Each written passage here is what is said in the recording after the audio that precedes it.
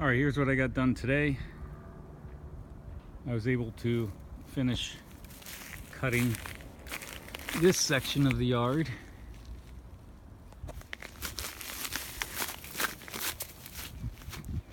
And this section here.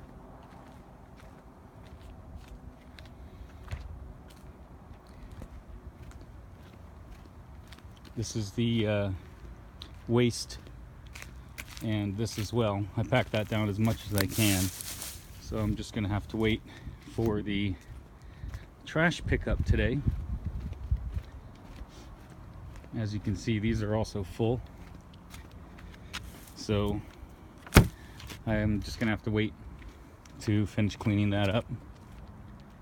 And I think I did pretty good. Of course, I'm probably gonna have to go over it a few more times just to get every single little weed out of the way. And then I'll be able to put down a weed mat. And then on top of that, I can put mulch. The previous time that I put down mulch, you can see it here, this dark bark. I put that down last year, and I did not know about putting a weed mat down first, so I got ripped off by the people I hired to do that. And now it's completely wasted and have to start all over again. As well as finding out which species of plant can survive a mega drought like we had in 2016. So what I've got here are these plants, which seem to do pretty well surviving a drought in the summer. But my citrus tree and my, here's another citrus tree, a lemon tree, did not do well, as well as a little walnut tree. It's stunted, it's barely growing. But this oak tree is doing really well. It's probably about 5 feet tall now. And this butterfly bush did well. And it takes about 3 years to find out which species will do well on this type of a hill.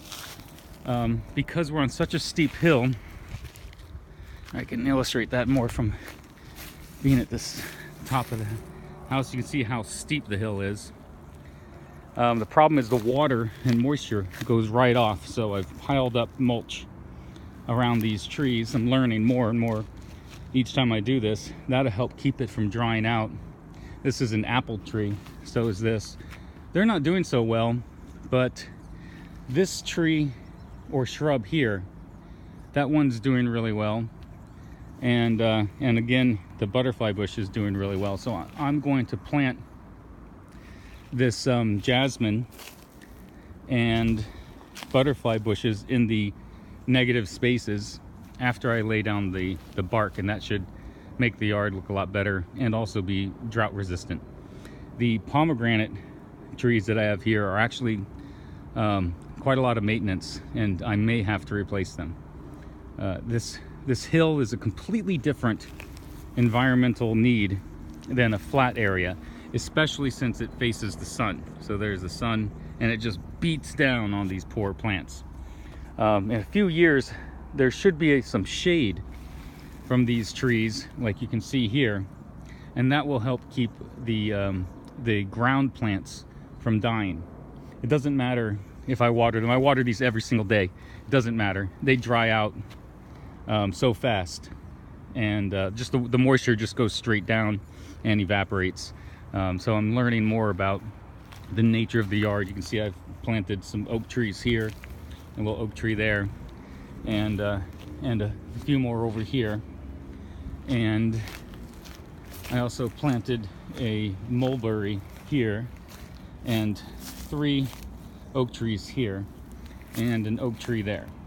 So they seem to be doing well. I also have a live oak on the edge of my property that's doing well. So I've figured out which species are the ones I have to plant. And again, that took me 3 years because you have to wait for a plant to be established. And that takes about 2 years, 2.5. And then you can see whether or not it can withstand this type of temperature and the arid, dry, excessive dry soil. So it's a work in progress, and it's very painful and requires a tremendous amount of knowledge and education that can only be acquired through time, because of the people I've consulted seem to be interested in ripping me off instead of giving me superior service and superior products. So I've had to learn this myself by doing internet research and, again, trial and error. So hopefully I'm on the right path.